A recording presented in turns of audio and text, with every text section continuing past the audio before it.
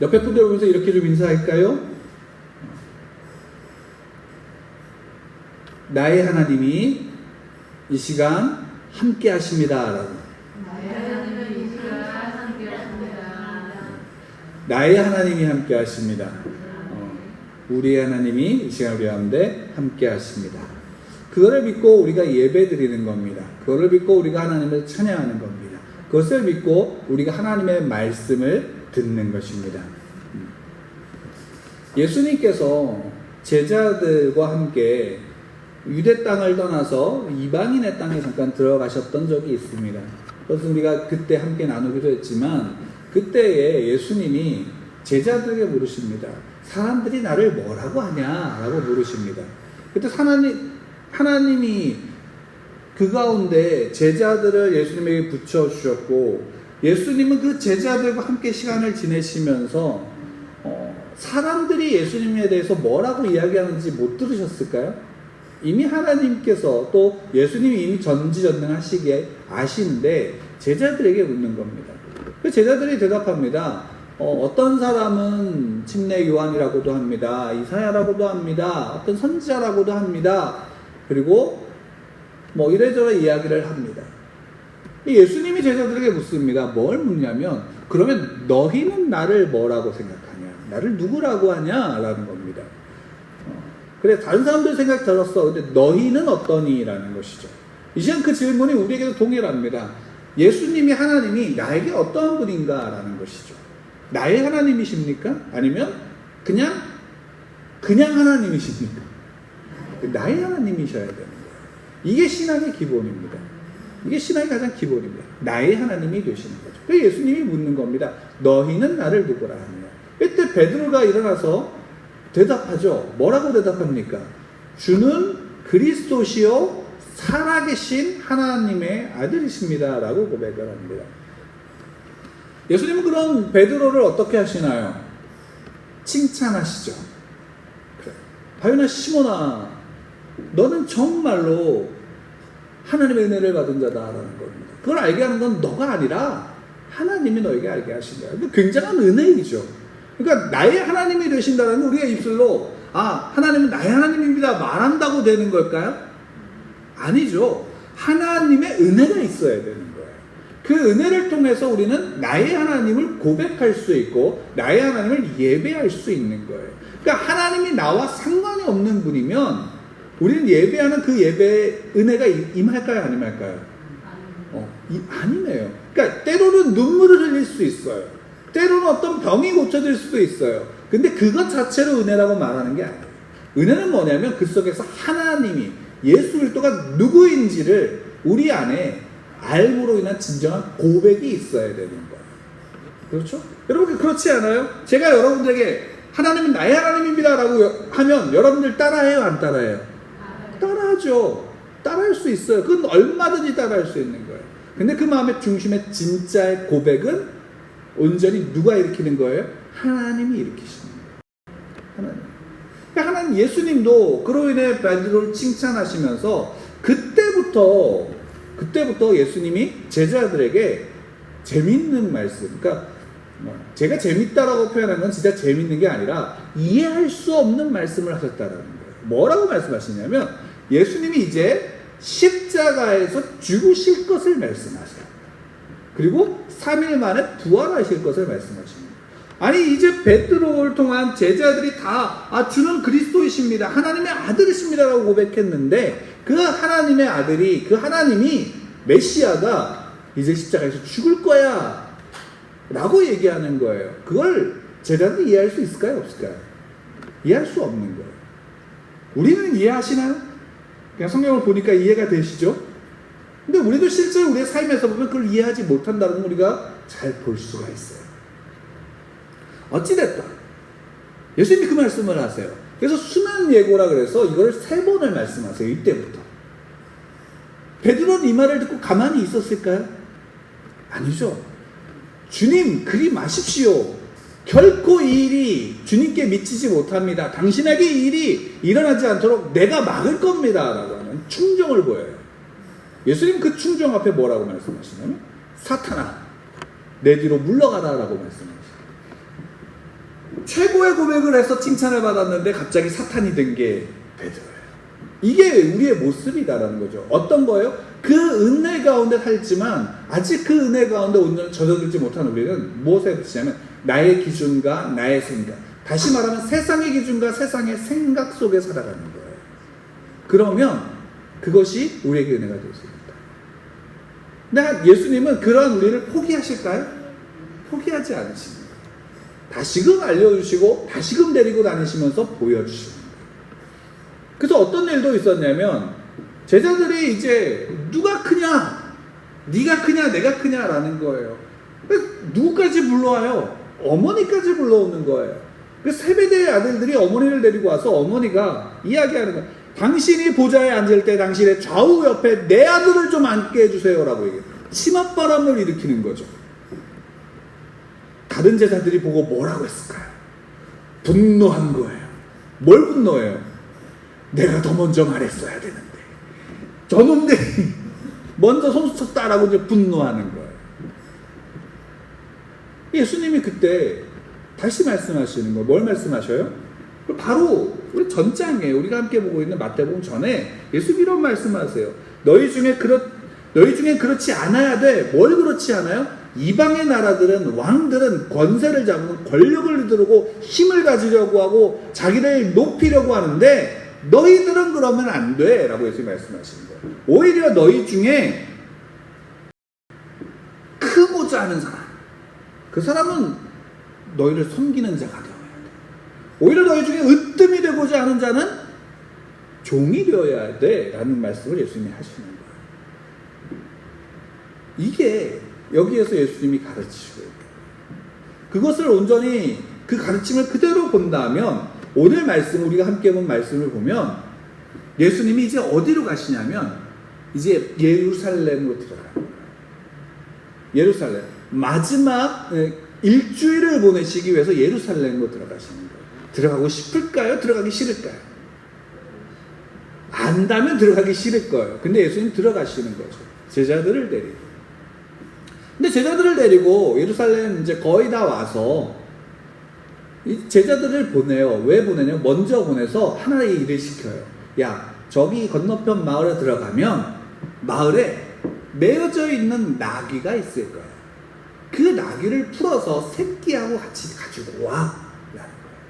그러면 그 나귀 주인이 있을까요? 없을까요? 있는 거예요. 그럼 주인이 묻는 거죠. 야, 너 왜 가져가? 그럼 뭐라고 얘기하래요? 주가 쓰시겠다. 주가 쓰시겠다. 그러면 이 사람이 주가 쓰시겠다는데 가져가세요 해야 되는 거예요? 아니 왜 내 걸 가져가? 이래야 되는 거예요. 왜 내 거 가져가? 이런 거죠. 왜? 근데 이 사람이 그냥 보내는 거예요.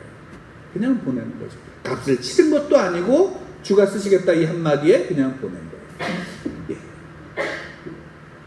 이 이야기가 오늘 우리가 함께 좀 보면서 그 뒤에 나오는 그 이야기까지 함께 볼 거예요. 예수님이 그러고 나서 그 나귀를 어떻게 하냐면 큰 나귀를 타는 게 아니라 나귀 새끼를 타는 거예요. 거기에 제자들이 겉옷을 벗어서 그 위에 앉고 안장을 만들고 예수님이 그 등에 타시는 거예요. 그리고 타신 예수님을 제자들이 어떻게 할까요? 나귀를 끌고 성으로 들어가요. 그러면 그 모습을 보면 어떤 모습일까요?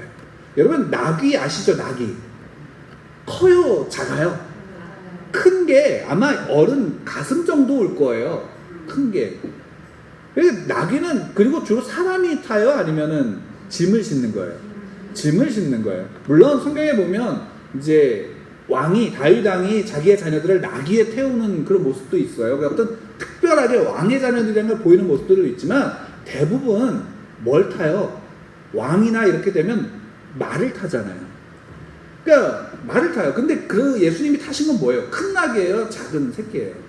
새끼예요. 그러니까 좀 컸다라고 해도 크지 않아요. 성인이 타면 다리가 어떻게 될까요?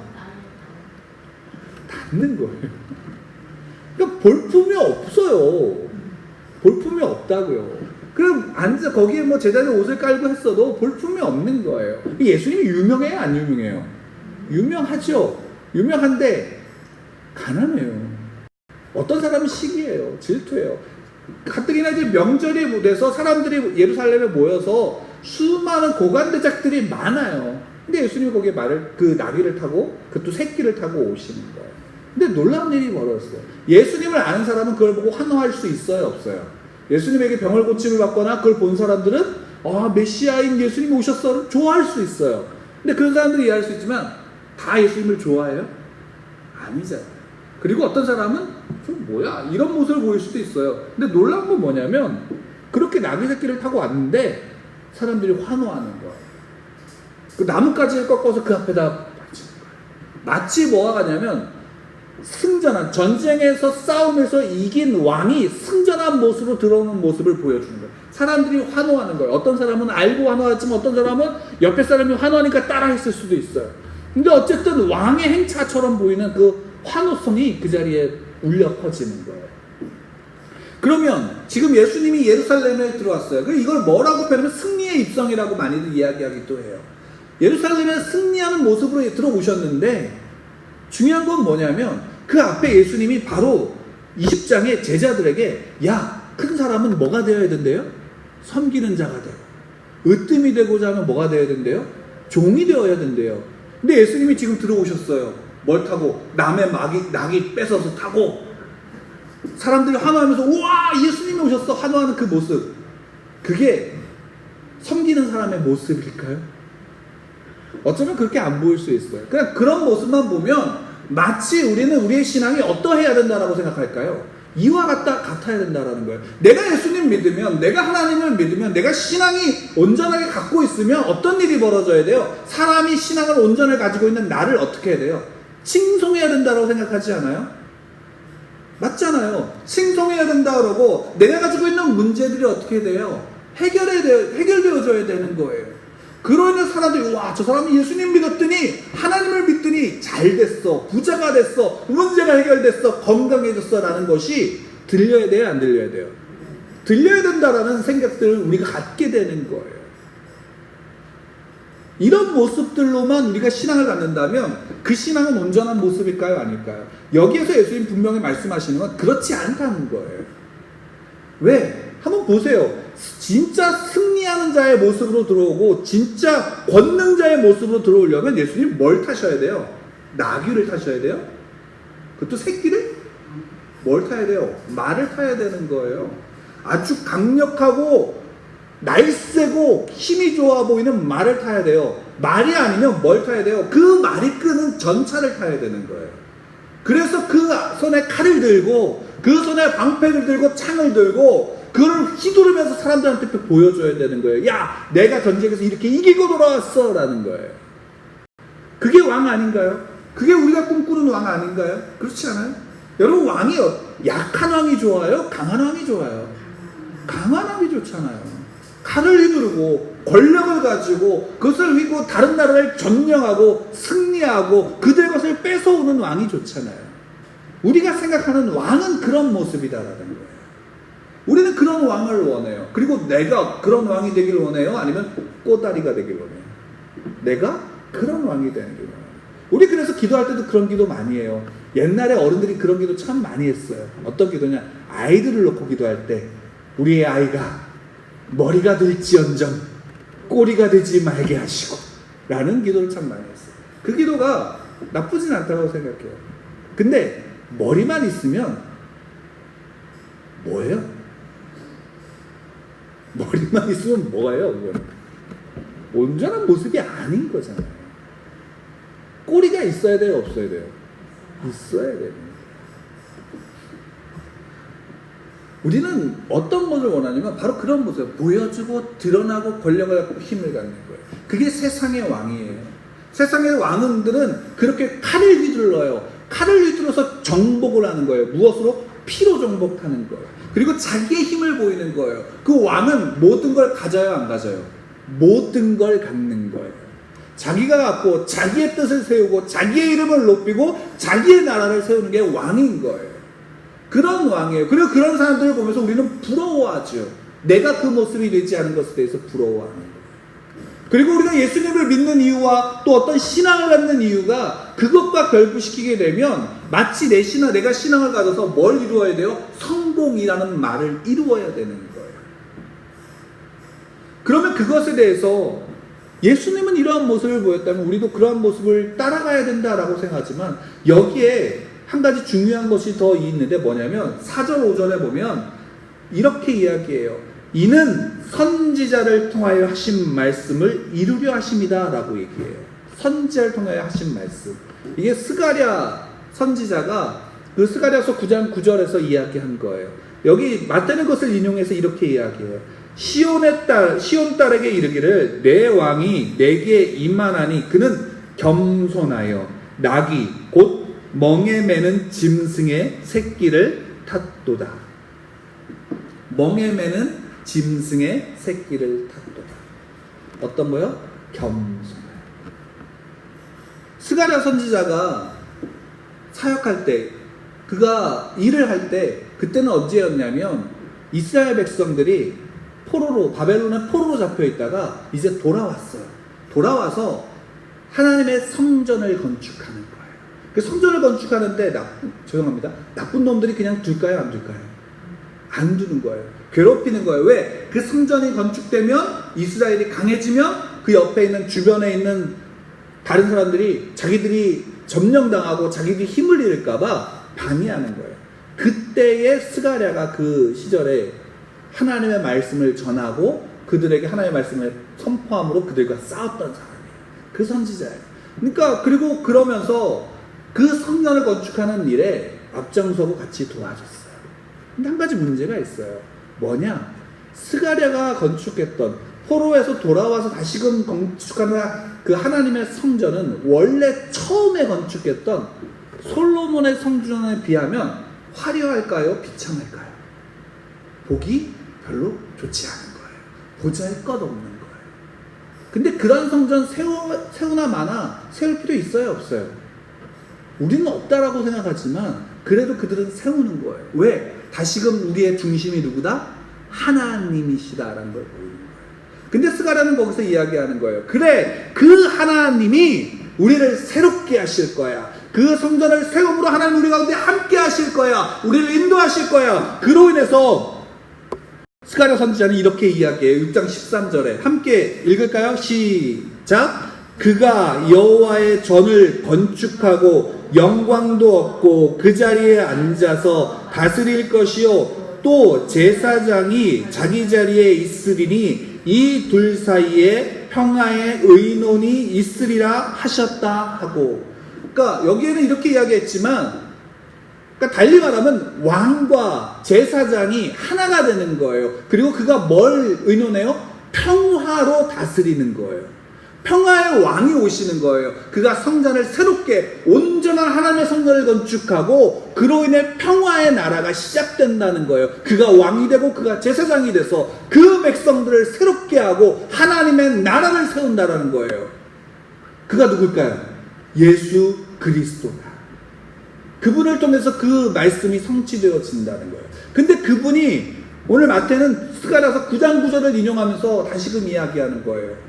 야, 왕이 너희에게 임할 거야. 그 왕이 오실 거야. 근데 그 왕은 칼과 창으로 권력과 힘으로 너희를 짓밟으러 오실 거야. 가 아니라 뭐예요? 겸손하여 나귀를 타시는 거예요. 이것은 그분이 오실 때 어떤 군사적이나 정치적인 어떤 승리를 가지고 우리에게 오신다는 거예요? 아니요. 오히려 그분은 어떻게 하시냐? 섬김과 낮아짐과 희생으로서 우리에게 오신다는 거예요. 그게 누구예요? 예수 그리스도이시고. 예수님이 우리에게 오실 때 그분은 왕으로서 오셨어요. 오늘 말씀에 예수님이 보여주시는 거예요. 야, 너희의 삶에 너희들이 가진 그것의 주인이 누구냐? 나다라는 거예요. 원래 주인이 있던 낙이 그것을 예수님이 주가 쓰시겠다라는 그 한마디로 그는 내준 거예요. 그의 주인이 누구냐? 예수 그리스도라는 거예요. 그 주권이 누구에게 있냐? 예수 그리스도에게 있다라는 사실을 우리에게 보여주시는 거예요. 근데 그런 주권과 그런 주인이신 예수가 우리에게 어떻게 오셨냐? 나귀의 새끼를 타고 오셨다는 거예요. 겸손함으로. 섬김으로, 낮아짐으로, 희생으로 오셨다는 거예요. 그분이 우리에게 오심으로 이 나귀는 우리에게 보여주는 거예요. 나귀가 아까 뭘 싣고 다니는 거래요? 짐을 싣고 다니는 거잖아요. 멍에를 메고 다니는 거잖아요. 예수님은, 우리가 생각해 보세요. 왕이 자기가 짐을 들어요, 안 들어요? 자기가 짐을 들지 않아요. 왕은 자기 짐을 누구에게 시켜요? 신하들에게 시키는 거예요. 종들에게 시키는 거예요. 칼과 창도 누가 가져와요? 신하와 종이 가져오는 거예요. 그런데 지금 그 예수님이 말씀하시는 거예요. 그 예수님이 왕으로 오셨는데, 주권자로 오셨는데, 그는 나귀를 타고 오신 거예요. 뭘 지겠다는 거예요? 짐을 지시겠다는 거예요. 누구의 짐을? 그 백성들의 짐을 지시겠다. 그 택한 백성들의 짐을 지고 그 백성들의 짐을 짐으로 인해서 오히려 섬기고 희생하며 이 땅 가운데 오신 그분이 누구예요? 예수 그리스도이십니다. 예수 그리스도이십니다. 여러분, 우리 예수 그리스도가 여러분 어떤 분입니까? 나의 예수는 어떤 분인가요? 내가 믿고 있는 예수, 내가 믿는 그 하나님은 어떤 분이신가라는 거예요. 나의 하나님, 나의 예수 그리스도, 나의 주인 되신 그분이 어떤 분이냐라는 사실. 여러분, 누구나 싸움을 좋아할까요? 평화를 좋아할까요? 대부분의 사람들이 평화를 좋아하죠. 그래서 평화를 위해서 사람들은 어떤 일을 할까요? 평화를 위해서 어떤 일을 할까요? 좀 크게 봅시다. 나라를 한번 보세요. 역사적으로 봤을 때 전쟁이 굉장히 많았어요. 인류의 역사는 그 전쟁의 역사라고 해도 과언이에요. 근데 전쟁의 역사 속에 전쟁을 일으킨 사람들이 있어요. 그죠? 그 전쟁을 일으킨 사람들은 다 어떤 명분을 가지고 전쟁을 일으켰을까요? 나는 사람을 죽이는 게 좋아. 그래서 난 사람을 죽이기 위해서 전쟁을 해. 라고 말할까요? 아니면 평화를 위해서 전쟁을 할까요? 평화를 위해서 전쟁. 평화의 나라를 만들기 위해서. 물론 거기에 본심은 자기의 이익과 욕심이 있지만 명분은 뭐예요? 내가 전쟁에서 이겨서 평화를 세우겠다. 우리나라가 일제로부터 침략당할 때 일본이 우리나라를 침략할 때 세운 명분이 뭔지 아세요? 그리고 아시아, 동남아시아들을 침략할 때 세운 명분이 뭐냐면 독립이라는 거예요. 해방이라는 명분을 가지고 우리나라에 들어왔어요. 실상은 뭐예요? 자기들의 권력과 자기들의 욕심을 채우기 위해서. 그게 반복되는 거예요. 계속 반복됐어요. 그래서 평화라는 명분으로 와서 싸워서 이기고 나면 강한 군사력을 가지고 있고 강한 왕이 있으면 평화가 와요, 안 와요? 평화가 잠시 동안은 와요. 그 앞에 굴복하죠. 그런데 어떤 일이 일어나요? 그가 죽거나 그의 힘이 약해지면 그와 대항하는 다른 사람들이 일어나요, 안 일어나요? 일어나는 거예요. 또 싸우는 거예요. 명분은 뭐예요? 저 폭군을 몰아내고 내가 평화를 만들겠다라는 것이에요. 그런 싸움이 계속 일어나는 거예요. 그러면 그 싸움은 어떻게 지금도 있을까요, 없을까요? 지금도 있는 거예요. 지금도 있어요. 어떤 일이에요? 나라들이 다 뭘 개발하면 군사 무기를 개발해요. 왜? 강력한 군사력을 가져야 전쟁이 일어나지 않는다는 거예요. 그게 요즘 시대의 진리예요. 그래서 핵무기를 만들려고 하는 이유도 그것 때문이에요. 근데 진짜 핵무기 만들면 평화가 올까요? 그거는 진짜 평화가 아닌 거죠. 위장된 거예요. 대신 요즘에 진짜로 총 가고 싸우진 않지만 뭐로 싸워요? 경제라는 것으로 싸워요. 최근에 우리나라에도 그런 일들로 휩쓸려 있잖아요. 돈을 무기로 싸우는 거예요. 그런 전쟁이 끊임없이 있어요. 근데 이게 나라에게만 있나요? 우리 개인의 삶에는 없나요? 개인의 삶에도 있잖아요. 여러분 가정에서도 보세요. 여러분 가정에서 여러분들의 집의 주인이 누구예요? 집의 권력자가 누구예요? 아마 속으로 생각하실 거예요. 그 경제력과 완력을 가진 사람이 아마 그 집의 주인 노릇을 할 거예요. 자기의 뜻을 펼칠 거예요. 여러분 그가 있으면 그 앞에 감히 대들어요? 못 대들어요? 못 대들잖아요. 그럼 그게 평화로운 거예요? 아니죠. 속으로 갈잖아요. 내가 힘이 생기면, 내가 능력이 생기면, 내가 크면, 이런 마음 가져야 안 가져요? 갖잖아요. 솔직히 그런 칼을 우리가 갖는 거예요.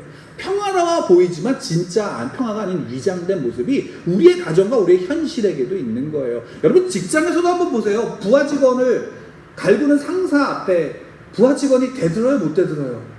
못 대들잖아요. 자기의 명줄이 거기에 달렸잖아요. 밥줄이 달렸잖아요. 그러니까 못 대들어요. 근데 속으로 칼을 갈죠. 뭘? 내가 성공만 해봐. 맞잖아요.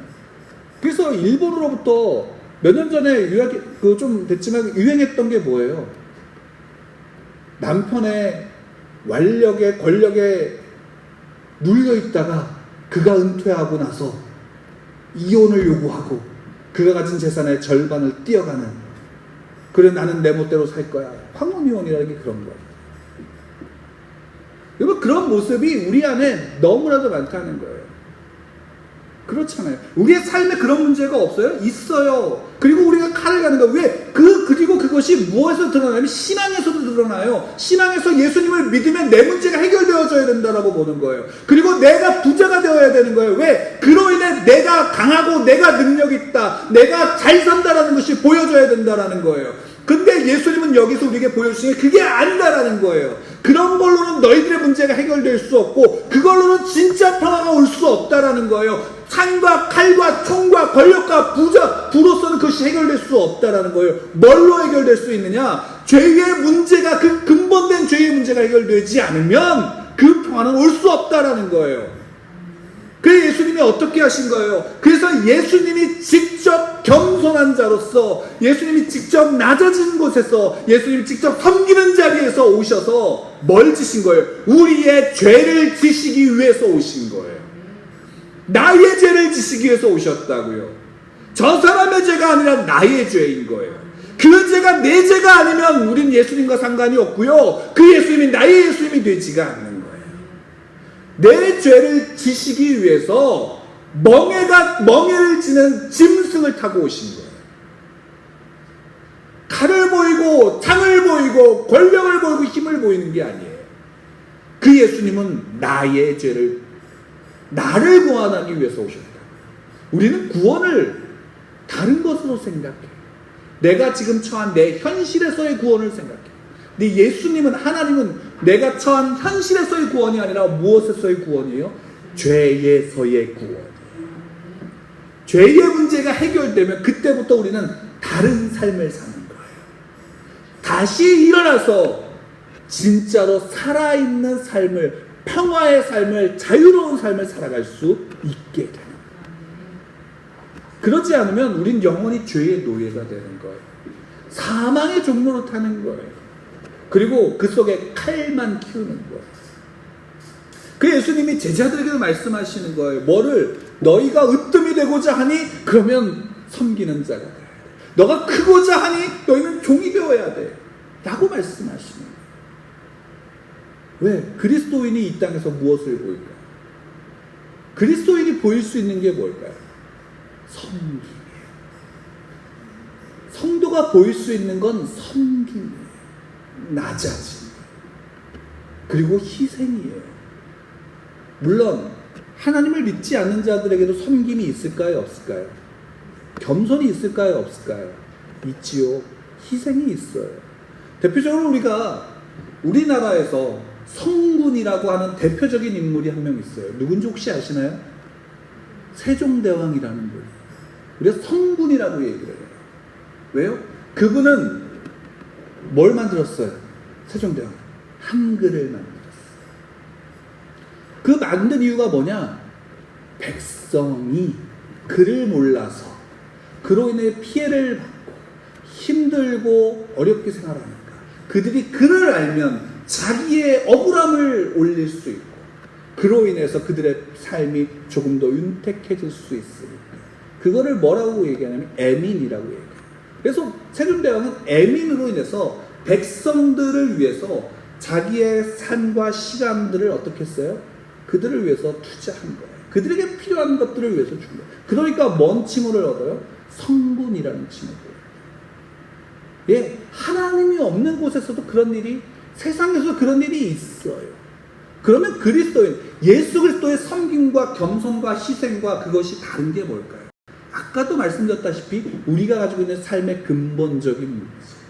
뭐의 문제? 죄의 문제가 해결되지 않은 거죠.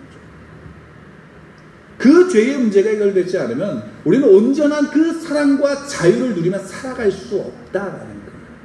예수님은 그래서 나귀를 타고 오셨고, 그래서 우리에게 말씀하시는 거예요. 너의 죄의 짐을 내 등에 매라. 죄의 짐을 지게 해서 오신 우리 그리스도인, 우리 성도는 예수를 나의 구주로 영접하여 하나님의 자녀가 된 자들은 그래서 어떻게 살 수 있어요? 그 죄를 예수 그리스도가 이미 지셨기에 죄에서 자유로운 삶을 살아갈 수 있는 거예요.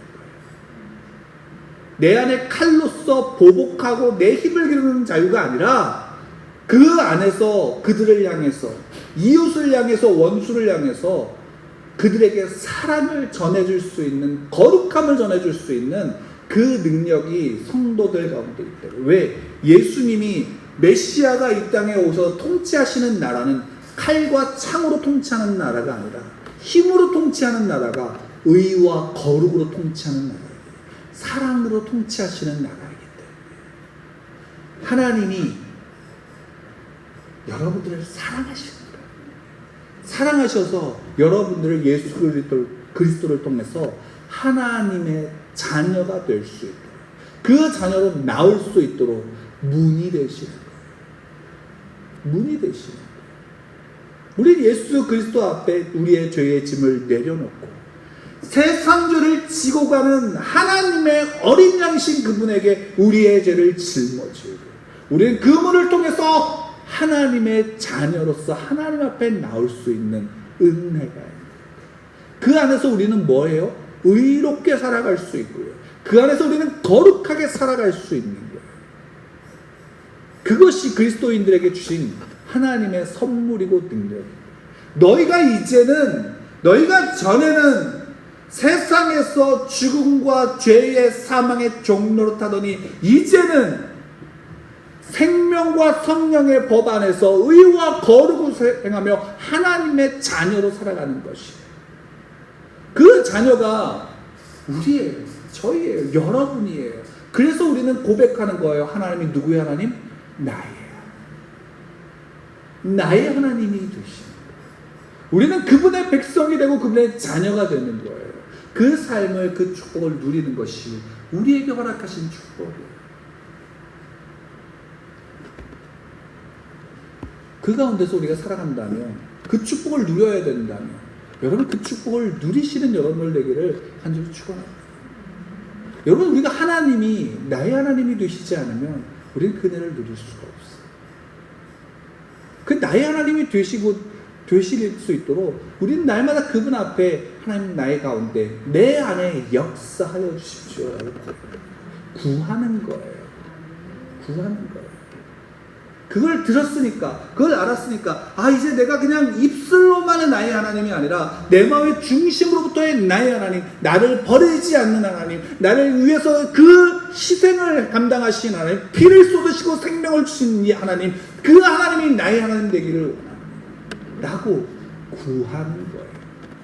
그러면 그 속에서 하나님이 우리 안에 그 은혜를 일으키시는 거예요. 근데 우리는 뭘까요? 그 은혜가 우리 안에서 나를 사로잡아서 나를 붙잡고 이끌어 가더라도 우리의 눈과 우리의 마음은 항상 내 앞에 있는 문제들을 더스려요. 그러면 그 삶을 누릴 수 있을까요? 없을까요? 축복된 삶을 누릴 수 없는 거예요. 우리가 그 자리에 있다는 사실을 여러분들 믿으시고, 그 자리에서 우리가 주님을 믿고 의지하며 주님을 붙잡는 거예요. 그리스도인들이 그로 인해서 하나님의 사람으로서 살아가는 가장 작은 행동이 하나 있어요. 모습이 하나 있어요. 그게 뭔지 아세요? 한번 생각해 보세요. 가장 작은 게 뭘까요? 내가 그리스도인됨에 있어서 가장 작은 모습이, 작은 행동이 무엇일까?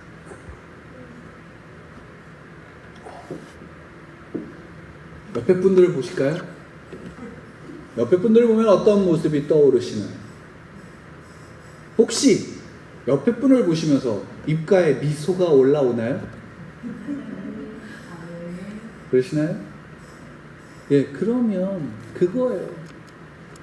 그리스도인이 가지고 수 있는, 하나님 믿는 자가 이 땅 가운데 가장 가질 수 있는 능력이 있다면 미소예요. 웃게 하는 자예요. 웃음을 주는 자. 개그맨이 되라는 게 아니에요. 여러분들이 있는 자리에서 여러분들의 얼굴에 미소를 통해서 화평이 흐르는 거예요. 그게 예수 그리스도를 통해 구원받은 자녀의 모습. 그것을 조금 더 구체화시킨 게 뭐예요? 웃으며 있다. 저도 잘 안 돼요, 솔직히. 예전에 저의 그 동생이 저희 집에 친구들을 데리고 오는 것을 조금 꺼려했어요. 나중에 이제 제가 기억하기로는, 아닐 수도 있지만 제가 기억하기로는 저희 동생이 저한테 이런 얘기를 했어요. 오빠가 너무 무섭게 생겨서 친구들을 데리고 오고 싶었다고. 왜냐면 제가 그때 표정이 계속 굳어져 있었거든요. 얼굴에 표정이 거의 없었어요. 굳어져 있었어요. 그러니까 저도 웃으면서 인사하는 게 잘 될까요? 안 될까요? 잘 안 돼요. 아파트에서도 해보려고 시도해도, 그래, 인사는 좀 딱딱하면서 할 수 있겠는데, 웃는 게 잘 안 돼요. 왜일까요? 그만큼 우리가, 하나님은 우리의 모습을 그렇게 굳어지고, 딱딱하고, 아주 매몰차게 만드셨을까요? 아니에요. 하나님 우리를 아름답게 만드셨다고요. 그게 보면 미소가 나오게 만드셨다고요. 그게 하나님이 창조하신 모습이에요. 그게 망가진 건 죄 때문이에요. 우리가 우리의 욕심을 차리는 건 죄 때문이에요. 그러면 그 죄 가운데 있지 않은 우리는 어떻게 하는 거예요? 한 번씩 연습해 보는 것도 좋아요. 옆에 분을 보면서 한번 웃어볼까요? 웃는 거예요. 그리고 한 번씩 인사하는 거예요. 여러분 그거 아시죠? 의무감으로 그냥 경직된 인사와 진심으로부터 나오는 인사가 다르다는 거 아시죠? 아시나요? 다르죠. 의무감으로 하는 것과. 우리는 그것을 우리 안에 의무감과 경직됨이 아니라 따뜻함으로 하실 수 있으면 좋겠습니다. 그게, 그리고 그렇게 그 모습이, 그거는 우리 안에 나를 어떻게 하는 거예요? 한 발자국 섬기는 모습의 한 발자국이에요. 우리가 그 안에 선다라는 사실입니다. 하나님 우리에게 주신 은혜가 그것이에요. 그분의 음성이 우리의 귀에 있나요? 예수님이 우리를 보시면서 경직되고 딱딱하게 냉정하게 우리를 보시면서 말씀하실까요? 아니면 마음의 감정을 품으시고 사랑을 품으시고 때로는 미소를, 때로는 슬퍼하면서 말씀하실까요? 우리가 주님 앞에 서서 믿음으로 살 때 예수님 분명히 기뻐하고 미소를 지으며 말씀하실 것이고, 또한 우리가 죄 가운데 잘못된 길을 간다면 슬퍼하시면서 말씀하십니다.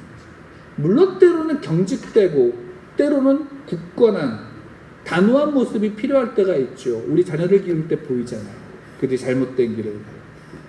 그러나 하나님은 우리를 향해서, 나의 하나님은, 나의 아버지는 나를 보시면서 웃으신다는 사실을 기억하시고 믿으시기를 바랍니다.